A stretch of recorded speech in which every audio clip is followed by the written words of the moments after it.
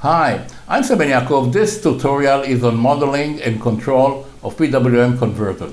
It is a recording of part 2 of a 3-part presentation delivered at Texas A&M University to a class of graduate students of the Electrical Engineering Department. I'd like to thank Professor Prasad and Jati for inviting me to share this knowledge with the students of the course Switching Power Supplies. So, in this second part, today, we're going to continue. The first part, we talked about how to develop and how to get the transfer function of the stage itself, the power stage. And now we get into the nitty-gritty of actually designing the control. Now, this subject, I think, is one of the most important, and some would say maybe the most important part in power electronics, because there's almost no converter or inverter you build and that doesn't need control. You have to control it to do what you want, either it's producing DC, AC, pulses, whatever, you need a control. So this is a very, very important subject. And this is what we're going to do, and we're going to talk today about voltage mode control, and next time about current mode control, peak and average. So what is the problem we have here? We have a system that needs to work in a closed loop, feedback, and we know, I guess students have taken control classes, that the issues there are stability, and we have to make sure that we can reject, or to a certain extent reject, the input voltage variation, resistance to load changes, we call it load step, and we want also a quick response to a change in the reference. So it'll be good tracking. That's important for variable output voltages like inverters and many other applications. And for that, we need actually a wide bandwidth, that is, that they will be able to handle fast transitions. So this is the feedback system. We have the power stage, we have the feedback, we have the summing junction, and we feed the output, compare it to the reference, and here it is. So this is basically a control feedback system, one input, one output at this stage. That's what we are talking about. Now, in reality, what we do, we take the output of the power stage and usually use a divider and then feed it to an error amplifier, which is followed by a modulator. Now, the reason for the divider is that the references usually come in distinct voltages, like 2.5, 5 volts, and I will not go into it because it's easy to generate a stable reference voltage in these voltages. So let's say this is 2.5 volt reference, but the output we want it to be 7 volts. Then we have a divider that will bring this point to be from 7 to 2.5. Okay, so this is the purpose of this divider. And then we have the error amplifier. I'm not showing here any capacitor. Usually there'll be capacitor for phase compensation that we're going to talk about a lot today.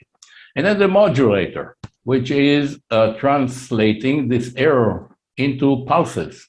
I'm not talking about now the simulation average model, but rather the actual system. So here are the pulses. Now for the small signal, we are looking for the small signal variables, okay, the perturbation of V out, V, and D small, and we talked about the small d, perturbation in the duty cycle, and what it means. It means that if the error signal here is changing, then the modulator would produce variable out width here, duty cycles. And as I said, you can picture this. If you stabilize it in a oscilloscope, you'll see this thing running like this. And this is what we mean, this perturbation of, and of course, the magnitude and frequency of perturbation is a signal that we have. This is small d perturbation. So we have then two parts. We have the error amplifier, which is shown here in generic form. Then we have the modulator. And then this is the driver, which is just enhancing the signal here so we can drive the gates. So let's talk about the modulator, for example. Let's get it out of the way. Usually a modulator is built around triangular waveforms, okay? Triangular waveforms. And we are comparing the output of the error amplifier here to this triangular waveform with the comparator, and then generating these pulses. And you can look at it this way. This is like the error amplifier output you have, and this is the value of this triangular waveform. This is the peak value here. The value may not be zero. In fact, in practical controller, it's not zero. It looks like, I don't know, half a volt or a volt. And then you have the error amplifier, the output of the error amplifier somewhere here. And you can show very easily that the duty cycle that you get, this is now the duty cycle, it depends where you are at here at the output of the error amplifier. And it comes to be this difference, the value minus the value divided by the whole thing. This is like 1, and this is the ratio of that is dictated by the error amplifier at a given point.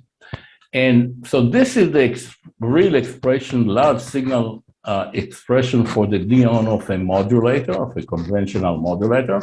And taking the derivative of this thing, the slope of it, for small signal, we find that it's 1 over this difference between valley and peak, which means that this is a constant, okay? So the modulator looks like a constant. For example, if the difference between here and here is 5 volts, which is typical in many applications, then this is 1 over 5th, the K, 1 over 5.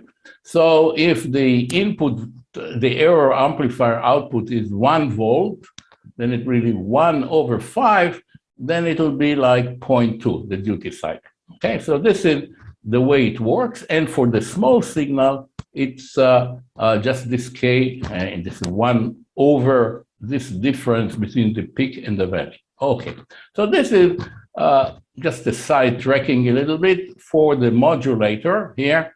So we know it's a constant. So you just have to take it into account, but it's not frequency dependent. That is the important. Unless the frequency is extremely high, which we are not interested in, because we'll be interested in frequencies below the switching frequency, because we cannot control a system above the switching frequency. In fact, according to the Nyquist sampling criteria, you can actually control it only below half the switching frequency, because the switching frequency is like a sampling, and this is the sampling theorem.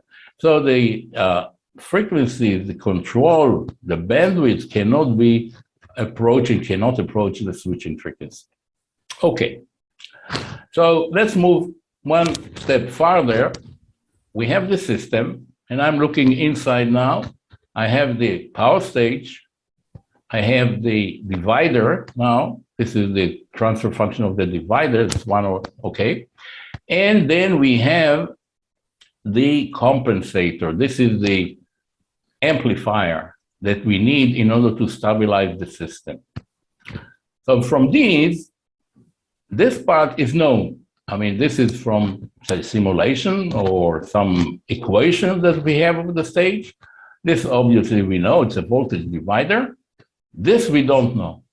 So this is what we have to find out. We have to find what is the transfer function here for this system.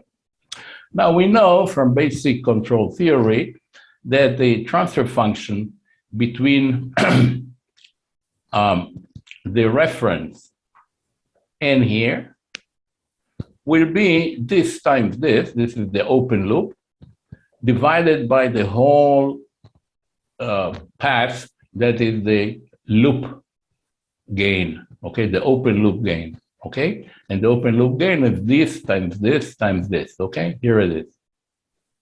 Now, as we know, I can describe it as A open loop, and A open loop types KR. KR is this, okay?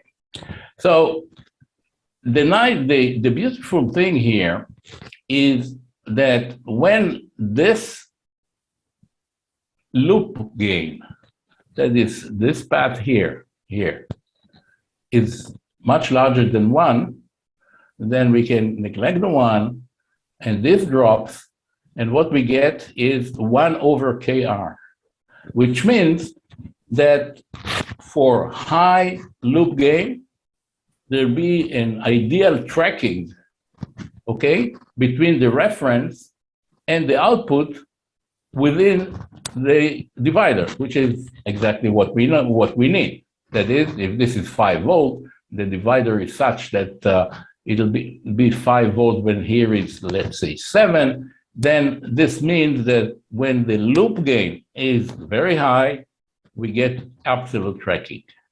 The question is, the point is that the loop gain is frequency dependent. So it could be high at one frequency, but it could be low at another frequency. And then there's the issue of stability, okay? So it's another issue. So now I'm coming to this question of stability.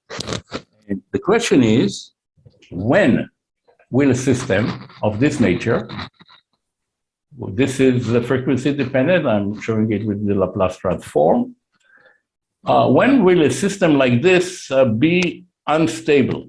Okay, this is my first question. Anyone volunteers to answer that? you are touching on the point. Okay. Let me say, well, you see, each one of these is a transfer function. Okay, it has some zeros and poles. Okay. Now, when you will walk this thing out and take this transfer function and this, add one to it, etc., you will end up with this thing, right? You'll have some numerator, it's a polynomial in S, whatever order, and here is a denominator. Now, think about the reverse transform, okay? The reverse transform. If you do a reverse transform of this, you have here roots, you have here poles, okay? If you have a pole that is in the right half side of the complex plane, then it'll end up with a e to the power of plus something, okay, when you do the reverse transform. Let me write it here. Okay, you'll end up with roots here, okay, which translate to, this is j omega, and this is the real part, and it will translate to poles and zeros, and if you have a pole here, the right side of the complex plane, it'll end up, when you do the reverse transform, in e plus t, which means that this is divergent, this is growing up, okay? So you need all the terms to be like e to the minus t in the time domain, which, of course, there is a constant here.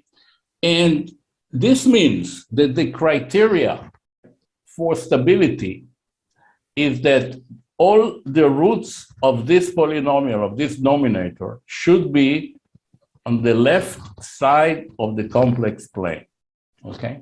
So this is the requirement. If there is a pole on the right side, then the system will be unstable. That's the only correct answer. All these answers of the voltage is going up or down, etc., is incorrect. And if I don't have time, I'll show you that that you can get into error if you just look at it this way. That for example, there are some arguments. If the output, if the feedback is getting the same polarity and it's higher, then it oscillates. That's not correct. It could be, but not necessarily. It's not. It's possible, but not necessarily. Okay, so we are saying that you need that all the zeros, all the roots here of this denominator have to be on the left side of the complex plane. Okay. And how can we tell if they are or not? Well, one way is to do this. That is, I can plug in the numbers, plug in the transfer function, plug in this thing, and then go and find this, and then find the roots here and see is it or not. But the catch here, that for that, you need to know already what is this phase compensation, this the feedback. Because in this expression, you got it in. This is in it, which of course is useless because you're at the stage that you don't know. So we can use the Nyquist criteria. I hope you studied it because I'm going to go over it very quickly, assuming that you got this information in the control theory classes. And what is the Nyquist stability criteria? Actually, it's Nyquist stricter. They invented it independently. So what is this criteria? What we do, we map the transfer function, the loop gain. We map the loop gain to this plane. This is the imaginary part, and this is the real part. This is the magnitude of the loop gain, and this is the phase. Okay, so we take an expression and we map it into this plane here. And what Nyquist stability criteria is saying is the following. If you start with a frequency, which I didn't say, oh, here it is, frequency 0, which usually will be this point, usually there will be no phase shift, and you start increasing the frequency, okay, eventually you get to very, very high frequency, and all physical systems have low gain at high frequency, so it'll sort of converge into 0. This is the gain, this is the phase of the loop gain. And the Nyquist criteria says, this is actually a mapping of Cauchy-Riemann, which I'm not, again, cannot go into it, is the following. If this encircling, why encircling? Because as it turns out, this part here, the dotted part, is for negative frequency. That is, you can talk about negative frequencies and complete the circuit here. So it'll start from 0 to infinity frequency, and then from 0 to minus infinity frequency, okay? So you got this circle here. And if this encircles the -1, then there is a root on the right half side of the complex plane, meaning bad news, it's unstable. So if it is not encircling it, like shown here, it's a stable circuit. This is the Nyquist stability. I hope you've learned it. If not, it's very important and you should get it. And I'll be happy to expand on it. But if we'll do it now, we'll never finish what I want to cover. Okay? There is some caveats here in that this is correct what I've said, except that you have to take into account possibility that you have zeros here. I'm sorry, zeros in the loop gain. Okay, in the loop gain you have zeros in the right half side of the complex plane. I'll talk about it today. I'm just saying that the Nyquist criteria has to be modified because if you are encircling and you do have a right half plane, you have to subtract the number of 0. That is just to see the net. I have a slide that explains it again, so let's move on and I'll go back to it. So here it is, as a matter of fact. The zeros of LG, which is important to us, the zeros of this thing, which are the poles of the system, can be found by counting the number you encircle here, and then where it is here, and taking into account the number of a right half plane 0, okay? So it's very simple. Usually we don't have a right half plane 0, so it simplifies to the rule that is the following.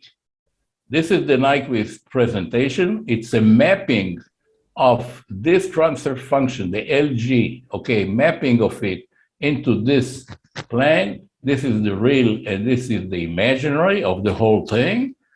And watching how is this patch, this curve behaving. If it is not encircling the -1, that's okay. If it is, then it's bad news, that you should avoid it. This is a very basic, fundamental part of the control theory. Usually, it is being skipped directly to body plane, which I'll talk about in a minute, but I think it's important to understand from where is the body criteria coming, and it's coming from here, and I'll show it. Okay? So this is a case in which we encircle it exactly at -1. This will be oscillatory. Actually, you might have poles in the imaginary plane, which means it's like an oscillator. And this is really bad news. This is bad news. So if your system is encircling the -1, then it's really bad shape. Now, you see, what we see here is that the phase, this is the phase, or here is the phase.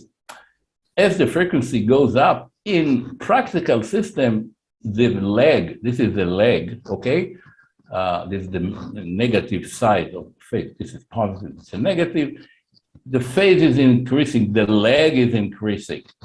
So we can already understand that if we can add phase lead, which is sort of pushing this thing here toward to the right side, you might say, so that the phase becoming smaller, then this will convert the non-stable system into a stable system. So we can already say that phase lag is very bad.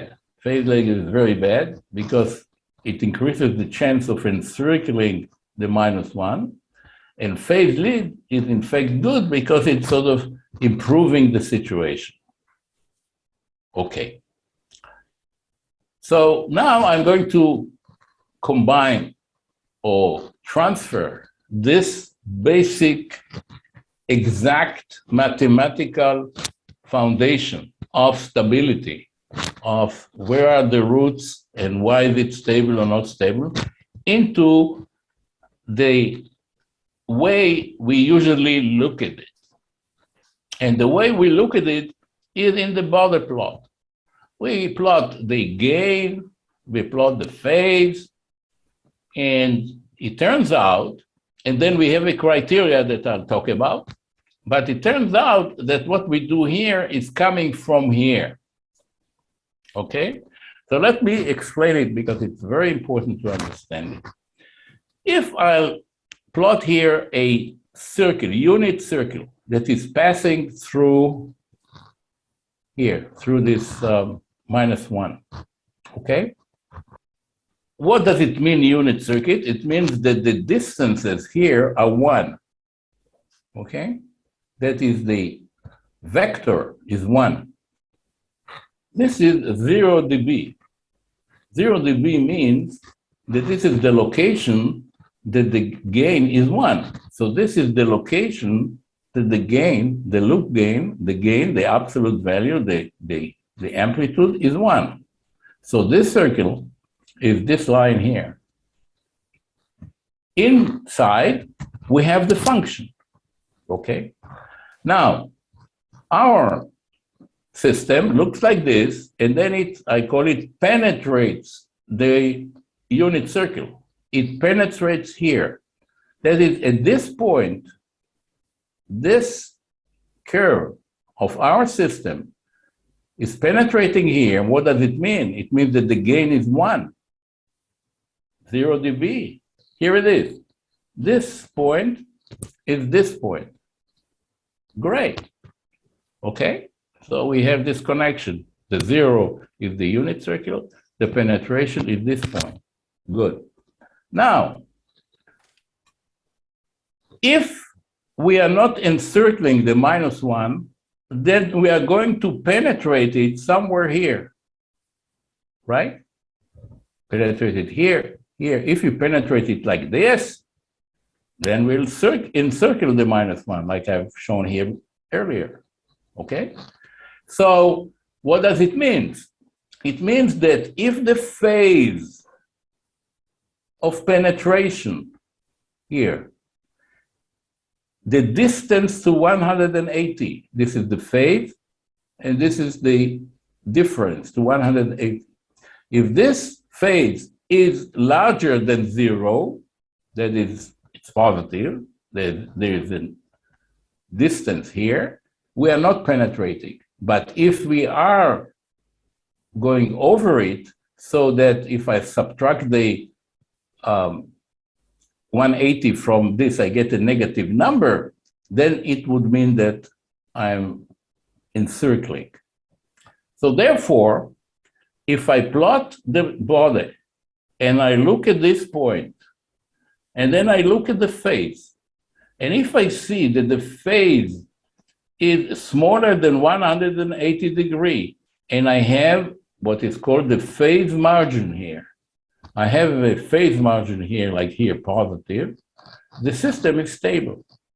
If, however, the penetration will be such, I don't have it here, that the phase margin, that is, it will be a curve, actually I can plot it here.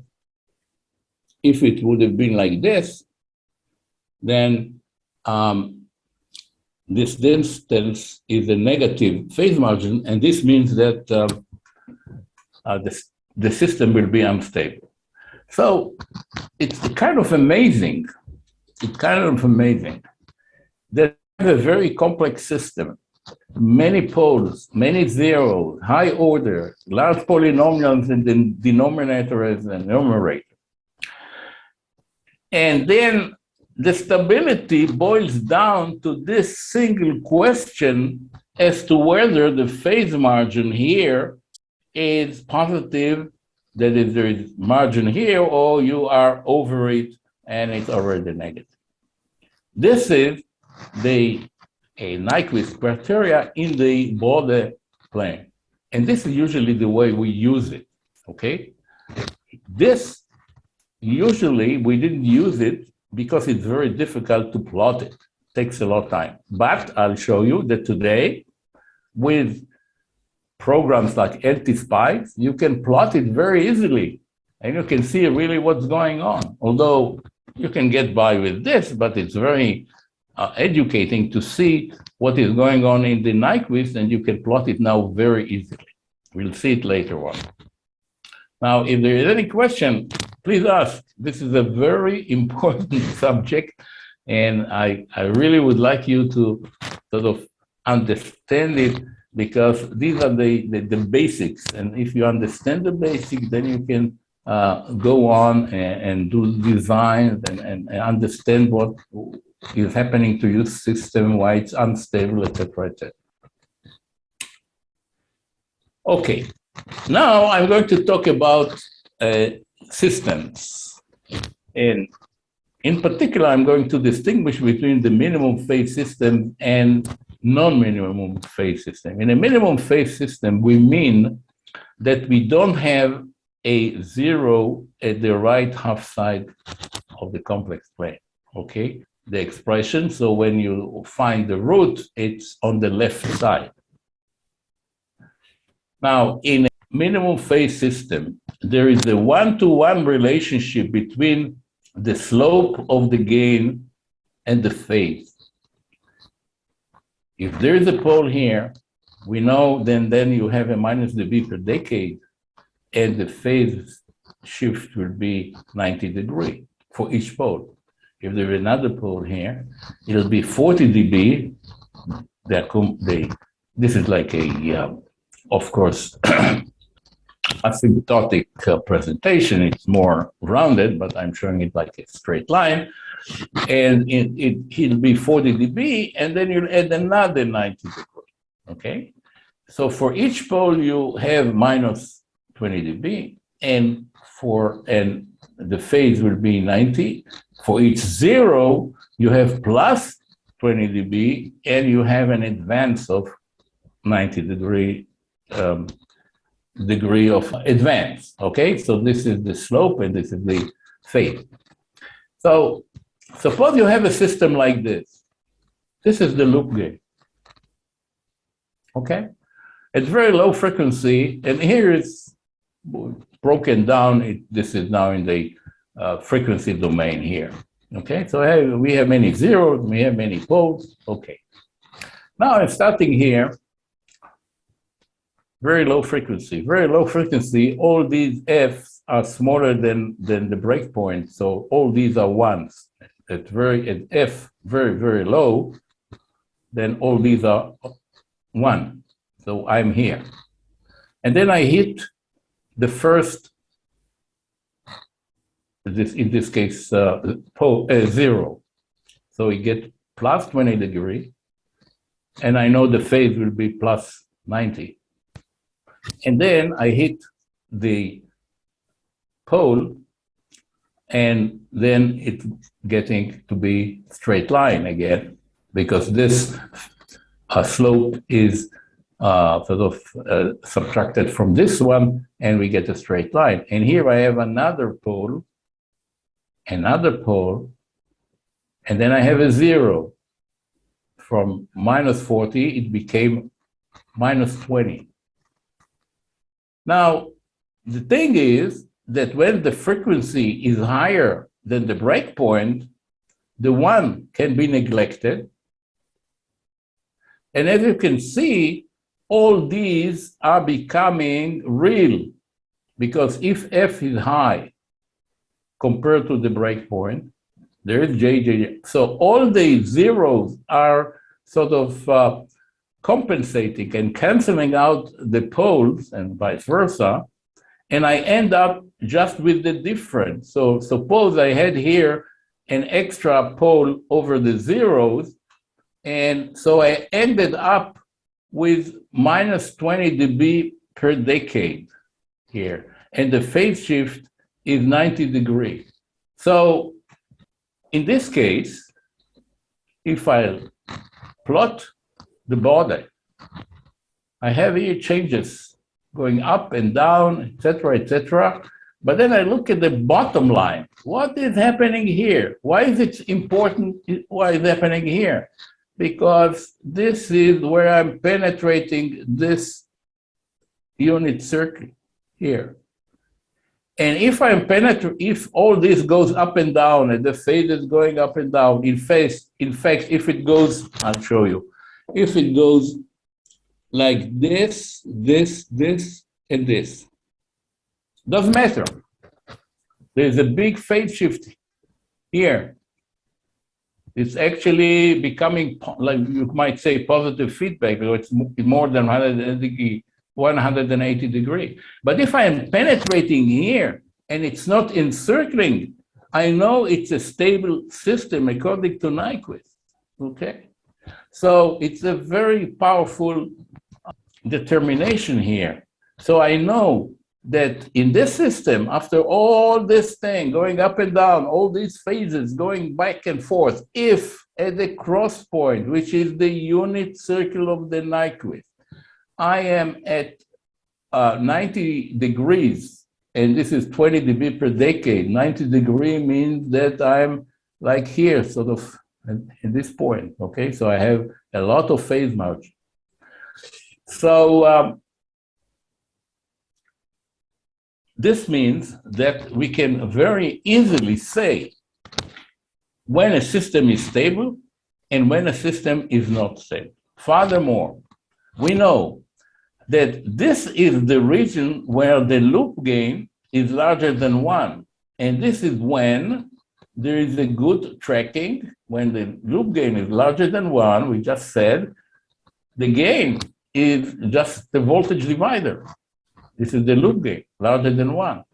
So we know now that this system will be tracking as long as beta A is larger than 1, so we want it to be large, up to this frequency. So this is the bandwidth of the system in closed loop. The gain is the voltage divider, and this is the end of the bandwidth. Very simple. But I haven't touched on the design problem yet. I have just said, okay, suppose we know what is the loop gain. Suppose we know what it is. With the compensator, and here it is, and this is the end of the story. But we are not at it yet because we know this is the system, but we don't know this, okay? So now I'm going to see how we can come up with this part, which is the compensator. This is this unit here, which we are looking for. Now, traditionally, the way it is done is the following. You plot this, you assume some design. I'm not going into how, but you assume something. You sort of multiply this. In log scale, it's adding this to this. And you end up with this. So this is the loop gain. And you look now here and you say, okay, it is stable or not. Well, maybe it's not. Then I'm going back. I'm designing this again, multiplying here and going back and forth. Okay? I'm showing a shortcut. Eventually, we end up with this, but it's a shortcut that you don't have to do iteration. This is the system. This is the system. This is the converter, and this is the control, the compensator that you have to come up with. What I'm showing here is the following. What I'm going to do, let's assume first that I know what is the compensator, just for the sake of simplicity and for the explanation. Okay? Suppose I know what is the compensator. I can draw it on this log scale as 1 over. 1 over, I'm showing it here. Oh, just a second. Here it is. If you have a function and 1 over is just flipping it, okay? Because it's a log scale. So 20 log of 1 over beta is minus log of beta, okay?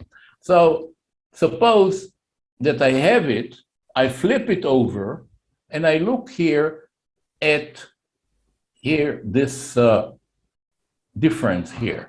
Now we'll go back to, I don't know where you studied it, high school or maybe elementary school, logarithmic calculation, okay? So I'm showing here,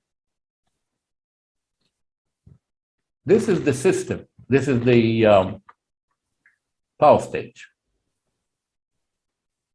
This is 1 over beta, the compensator. The distance here is 20 log A minus 20 log 1 over beta, which is 20 log beta A. What is beta A? That's the loop gain. So this difference here, this distance, is the loop gain. This point 20 log A is equal to 20 log 1 over B, 20 log A is equal to 1 over B, meaning that BA is 1. So this is the crossover point, okay? This is this point here. So here it is.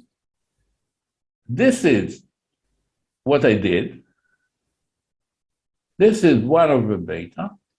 And this is when I sort of hit on it, okay, and put it in reference to the 0. So it'll be like a conventional plot. And what you see is this is the distance here, this is the distance here, and of course here is the cross point. This is just sort of floating, and here I've pressed it back to the 0 dB line. But the point is that I can see here this area here, which is this area here. And as I've said, if I'm crossing here, when this is minus 20 dB per decade, meaning that the phase is 90 degrees, the system is stable. Yeah. So I can look at what I call, oh, it's not me, it is called the rate of closure here. If the rate of closure corresponds to 20 dB per decade, the system is stable. You see this rate of closure here too.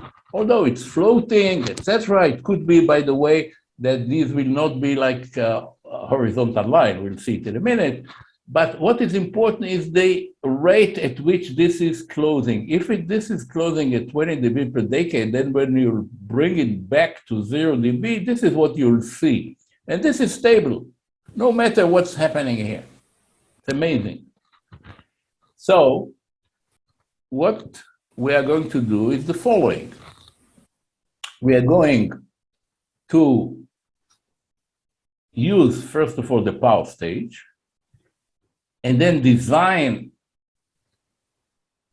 a feedback such that the crossover will close at a rate of 20 dB per decade with a phase shift of 90. Well, it could be a little bit less than that. I'll talk about it a little bit. That doesn't have to be exactly 90.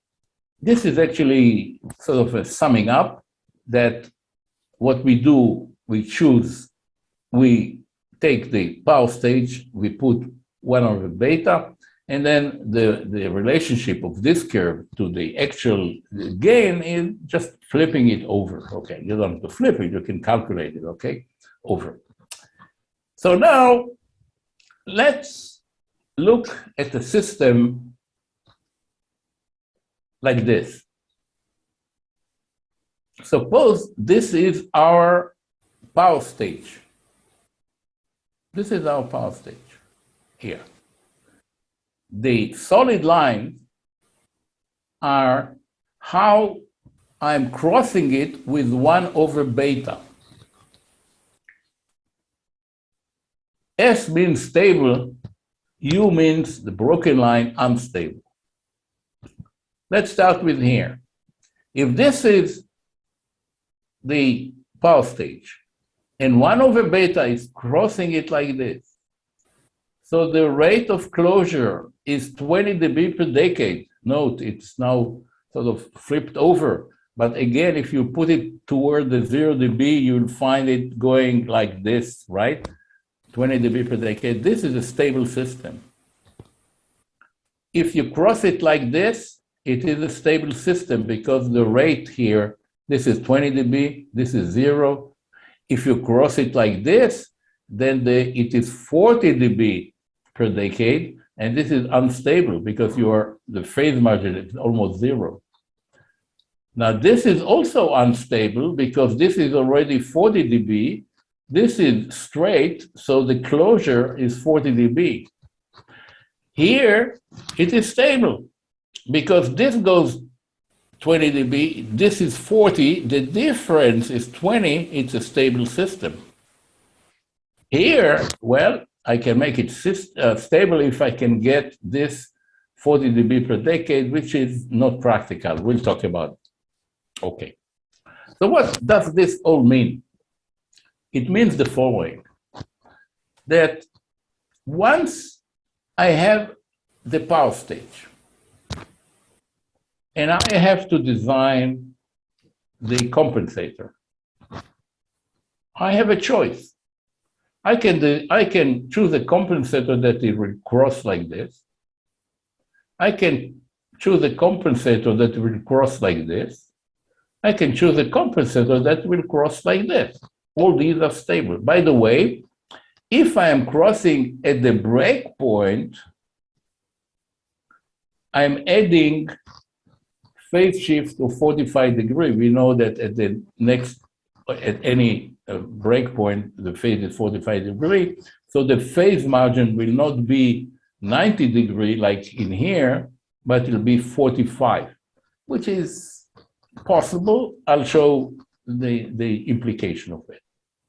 So the task is rather simple. I have to decide where I want to cross it, what bandwidth does I want, because if I cross it here, it'll be stable, but the bandwidth is very narrow.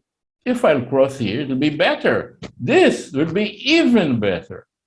Remember, though, that we have a switching frequency, and we are limited to below half the switching frequency due to the Nyquist sampling criteria. And also,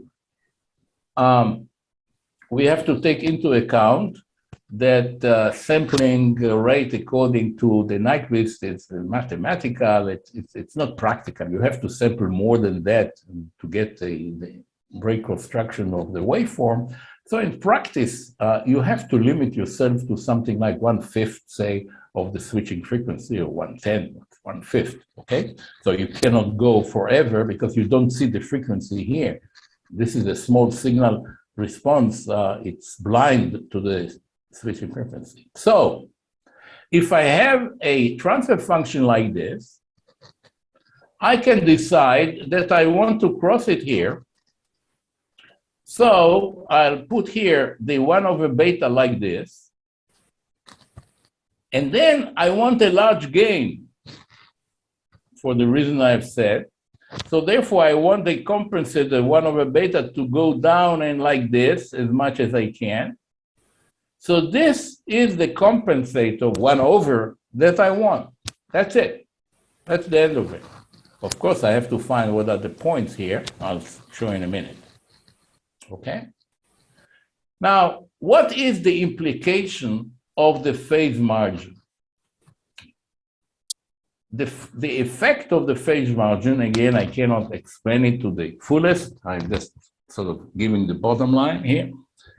The effect of the phase margin is as follows. It shows up in the frequency domain and in the time domain.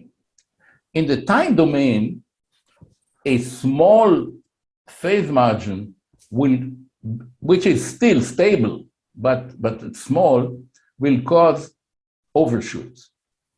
That is, if you give an excitation, you'll see an overshoot. In the frequency domain, the closed loop gain, which is supposed to be 1 the divider here, will show up as a second order system, and the smaller the phase margin, the larger the peak here.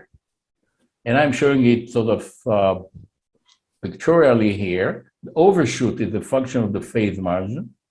The smaller the phase margin, the larger the overshoot. And the larger is this peak, the smaller the phase margin. The bottom line is that you would like to keep the phase margin larger than 40 degrees, which is about here. This is the bottom line, okay? We can see, of course, eventually the phase margin in the simulation, just as a check. But in the stage, the design stage we have to take into account. So in order to get these, we need a circuit, okay? It's a circuit. And in this case, let me plot it here. The actual circuit, the actual gain, this is 1 over, the actual gain is like this, 1 over, okay? So we need circuits for implementing these, okay? Implementing this. Or if I'm crossing here, I need a circuit to implement this compensator.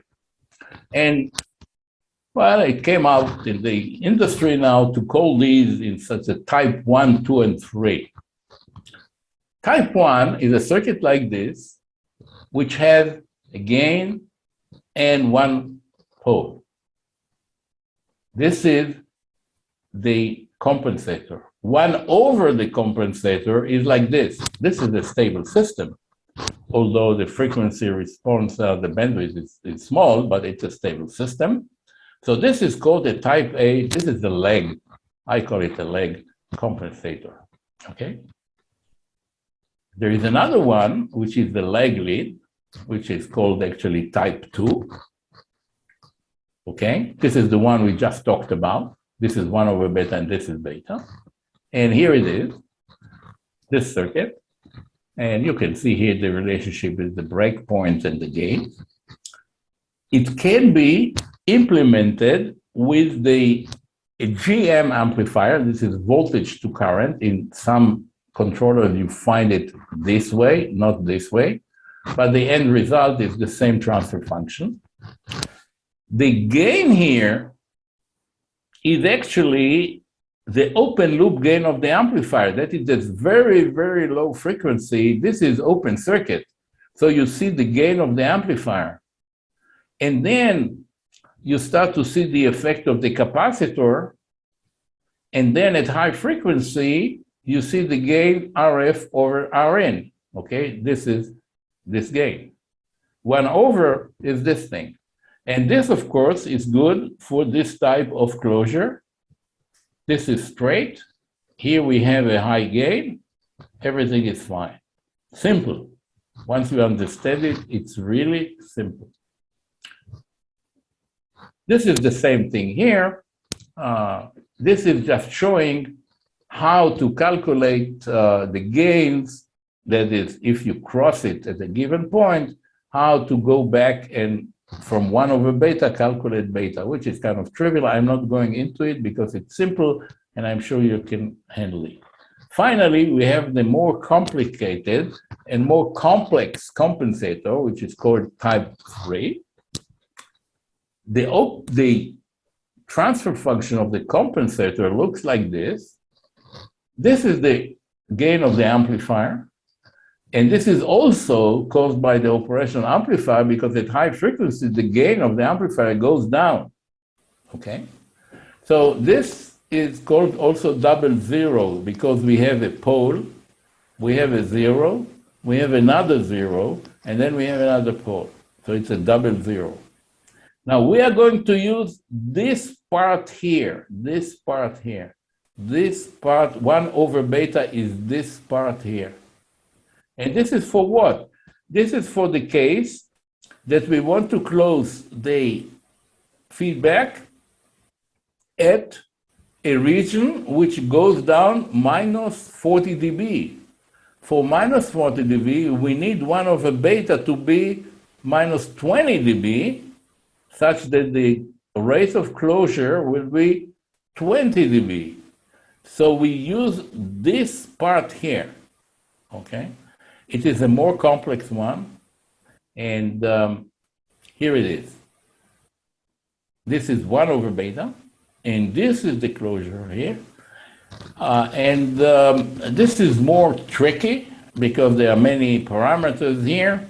Obviously, it is correct for 1 operating point. You have to check that it is okay for the other operating point. So it is less used than the type 2. Type 2 is used very widely, very, very widely. So we have to find a region which has minus 20 dB, and then we can use the type 2, the lag lead. Okay, One point of concern is that, again, the amplifier has a final bandwidth. And if you ask the amplifier to have high gain here at high frequency, it may not be able to do that. That is, you cannot get a gain higher than the open loop gain of the amplifier. So therefore, you have to be careful that the amplifier has indeed enough bandwidth by itself to accommodate an amplification like this. I hope you cover this in circuit course. Okay, now we are back to the simulation. We are back to the implementation of all that we said. I have a, in this case, boost converter, input, inductor, switcher, diode, output. I am building a average model on the basis of what we said, and I highly recommend to understand the intuitive approach, although of course we'll talk about the formal approach, and that is to do two things. Number one, average voltage across the inductor, and the current to the output, and the current to the input. Average voltage on the inductor is V in on one side, V in on one side, okay, there's V in. V in is 25 volt. And on the other side, we see here the output during the off time. So it is the output voltage times the off. This is the average voltage here. Okay, we finished with this. Now, what is the current going to the output? It is the inductor current during the off time. This is the current going this. So here is the output, and here is D off. This belongs to this, this belongs to this. So this is the inductor current times D off. This belongs to this. Okay, and now if I'm interested to find out what is the voltage, the current that is consumed by, in fact, I didn't do that here. I don't have it here. I don't have the current which is consumed by the input because for the transfer function, it's not important. I've defined the D on. D off is 1 minus D on. This is the case of CCM. There's no correction here for the discontinuous mode. This is the duty cycle generator, as we call it. This is the inductor and the voltages across it. And this is the output, the current going to the load. And I'm running now AC analysis between the duty cycle, which is an AC source, and the output, which is here. Okay, between here and here. So this is the stage. So this is the gain, and this is the phase. Now, see that this is a second order system, and the phase lag should be 180 degrees. But I see that it goes down and down and down to 270 degrees. And the reason is that the boost does have a right half plane zero. And a right half plane zero adds lag. A normal zero is advancing the phase. A right half plane zero is causing a lag. So there's another lag. We don't see it here. It's sort of hiding. And this additional lag is bringing the phase. So we have a problem with the phase here. So in this case, and in many other cases, people are just running away from here and going to here to close the loop. So let's not bother about all these phase shifts, etc., and go over here. And this is now 1 over B that I've decided on. I have it here crossing at 5 kilohertz, which is pretty good. This goes at 20 dB, so the rate of closure is 20 dB, it's fine. And then I want a high gain as I want. I can actually go lower than that. I just stopped here just to show the break, but it could be actually going down to a higher. This is not zero, this is 10 hertz, okay? There's zero is in infinity, it's a logarithmic scale. So I'm just showing here to show the break. And the break here is 50 hertz. So I need and the gain here is about 0 dB. So I need that the gain, the transfer function of my compensator is 1 over this, and 1 over this is this, 0 dB, 0 dB, and then it goes down, of course, because it's 1 over, and the breakpoint here is 50 hertz. So it's 50 hertz. So this is beta, this is what I need. And now I can implement it in the system. Again, I have, this is the boost. This is now the compensator. It's drawn from right to left, like in Hebrew, you might say, okay? And then we have the duty cycle generator. This is the modulator, which is a constant, and then the driver. This is the average model. Here is the current to the output. This is the average voltage on this side of the inductor. I am sampling it here. This is the modulator. This is the compensator. And here is an implementation. So I took this circuit and I've added a compensator. I've added a type 2 compensator. I'm sorry, this is type 1, sorry, because it has one capacitor, such that the transfer function between here and here is what is needed. Let me show it here. This is just a zooming up. This is an amplifier. This is the feedback. And from here to here, we have a low-pass filter at 50 hertz. And it turns out I need a capacitor of 3 nanofarad for that. And I've added here something which is important for simulation, although it's not functional, and that is a limiter. This is a limiter made by a table such that the duty cycle will not run outside 0 to 1, because if you run a simulation and you don't have it, it may stabilize with a duty cycle of, I don't know, 1,000. Which is, of course, not realistic. It's a mathematical solution, but it's not real because you cannot get this duty cycle. So therefore, it's good to limit the duty cycle just to make the simulator kept in the right region, okay? So this has no function, but this is a amplifier. This is the power supply of the amplifier, and it's a 5 volts, so the reference is 2.5. This is a divider that's bringing it to 0.5, and okay, and this is the one. And now this is the function of the compensator. This is between here and here, small signal, okay? And we see that that's what we need. We need a breakpoint at 50 hertz. Again, well, there is a reason for this shift. I'm not going into it due to lack of time. And it goes 20 dB per decade. This is what we need for the compensator. Okay.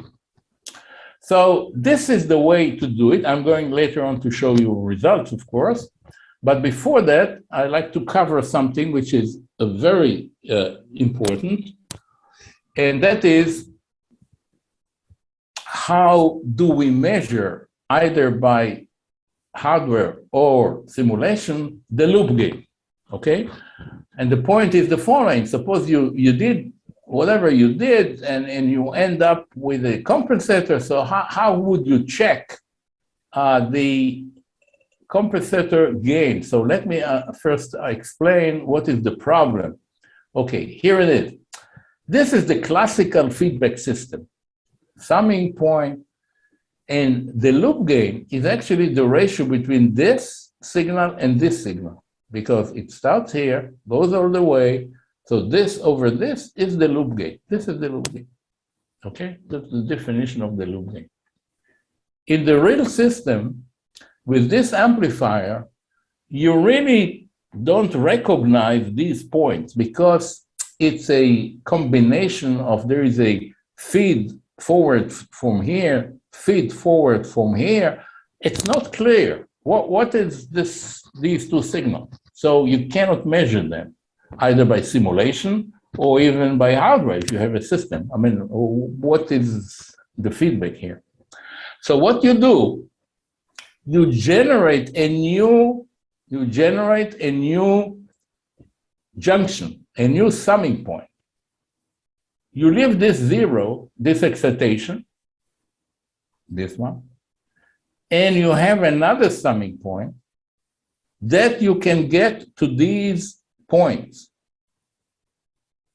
In simulation, what we'll do, we'll implement here an AC source, which is doing exactly this. It is adding to this signal a signal, which is the excitation. So from here all the way to here is the loop gain. And then when you run a simulation, you look at the ratio between this, and this is the loop gain. In actual system, hardware system, what you do, you add a small resistor and you inject a voltage on it to generate this junction, and you measure the voltage here and here. I know we sort of passed the time, so let me go a few minutes more and we'll finish. Stop, we'll not finish, but stop and then continue next time. And this is how you do it in hardware. You put a resistor here, you have a so-called network analyzer, you have a transformer for isolation, because this is riding on, could be of a high voltage. You inject the signal and you measure here and here. This is an example of an analyzer. The Bode 100 has the excitation, has the two probes. This is the injector transformer, okay? And this is the way you operate it, and it will give you A over B, that is this over this, which is the loop gain. You have to do some calibration at the beginning, just to make sure that it's the offset and the gain is correct.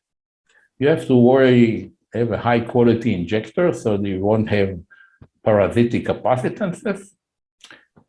And here is an example, the actual converter. And here we added at the feedback, this is the feedback, we've added this 10 ohm. We are injecting the voltage across it with this injector. This is the calibration, and here is what we get. This is very similar to what you would do in PSIM with the AC function that they have, which are injecting sinusoidal waveform and looking at the ratio. Very similar, except it's done in hardware on the system. We see here that this is the gain, and this is the phase. The phase here is a little bit noisy because there is a problem of the source level, the amplitude. You can adjust it to change smoothly because at low frequency you need one gain, at high frequency you need another gain. And when you do this, you can get a very nice curve. So this is the gain, and this is the phase. This is the loop gain. This is the loop gain. And what are we looking for? The crossover at 0 dB and the phase here. And the phase here is 110. By the way, I didn't tell you, and which I missed, that when we talk about this equation, just 1 second, all these equations that have a plus at the denominator, this is taking into account the fact that this is a negative feedback system, okay? So this plus comes out because it's a negative system. And we are subtracting the reference from the feedback, okay? It's a subtraction here. And so therefore the real phase is negative actually, okay? And we see it here in the measurement. Let's go back. It's a long way.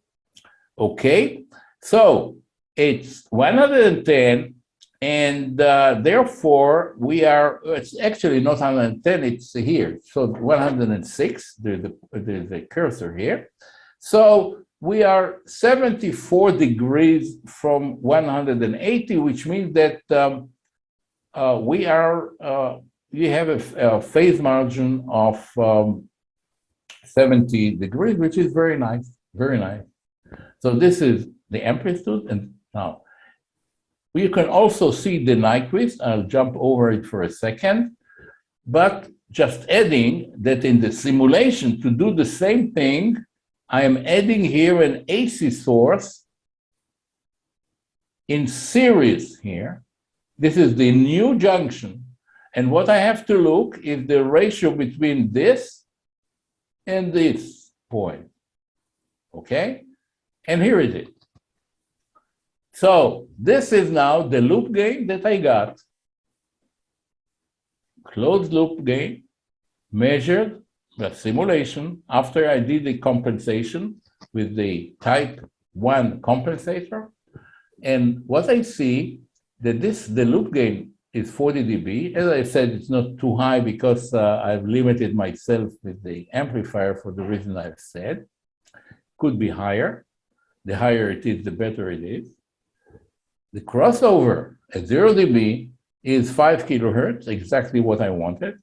And the phase here is, well, 40. I have a phase margin of about 40 degrees.